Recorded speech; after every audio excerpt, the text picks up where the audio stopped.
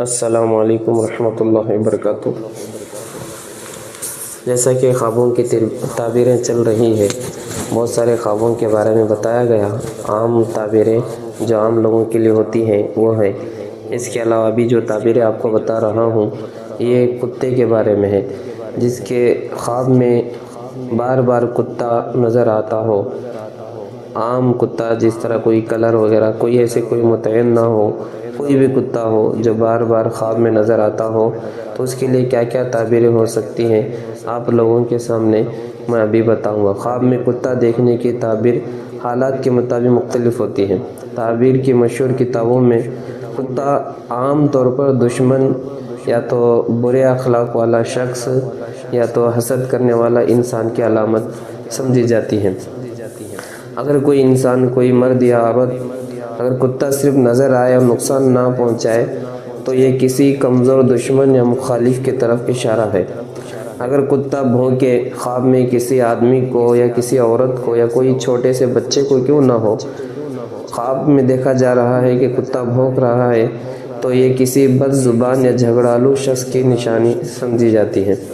اگر کتا کاٹ لے، خواب میں اگر کسی انسان کو کتا کاٹ لے تو دشمن یا کسی شخص کی طرف سے نقصان پہنچنے کی علامت ہے۔ اگر کتا پیچھا کرے، خواب میں کسی کے کاٹا نہیں ہے، بھونکا نہیں ہے، صرف پیچھا کر رہا ہے تو کسی پریشانی یا دشمنی یا کسی کے دباؤ کی طرف اشارہ ہے۔ تو پالتو کتا اور وفادار کتا کبھی کبھی جو ہے دوست یا محافظ شخص کی علامت ہوتی ہے۔ کوئی ایسا کتا دیکھ رہا ہے خواب میں جس کو پالا گیا ہے، جس کو جو ہے اس کی حفاظت کے لیے رکھا گیا ہے گھروں میں، یا کوئی جنگل وغیرہ میں جانوروں کی حفاظت کے لیے رکھا گیا ہے، بار بار خواب میں وہی آ رہا ہے، تو کوئی وفادار دوست یا محافظ یا اپنے ساتھ رہنے والا، ہماری مدد کرنے والا محافظ شخص کی علامت ہے۔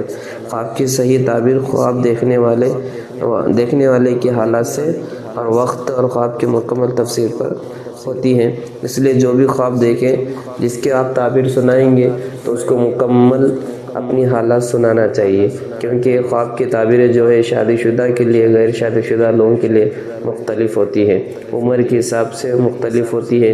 رات کے تہائی حصے میں دیکھنے پر کیا تعبیر ہے، رات کے شروع والے حصے میں دیکھنے پر، رات کے آخری والے حصے میں دیکھنے پر یا دن پر دیکھی جائے تو وہ کیا تعبیریں ہوتی ہیں، تو الگ الگ تعبیریں جو بڑے بڑے علماء کرام سے پوچھی جانی چاہیے۔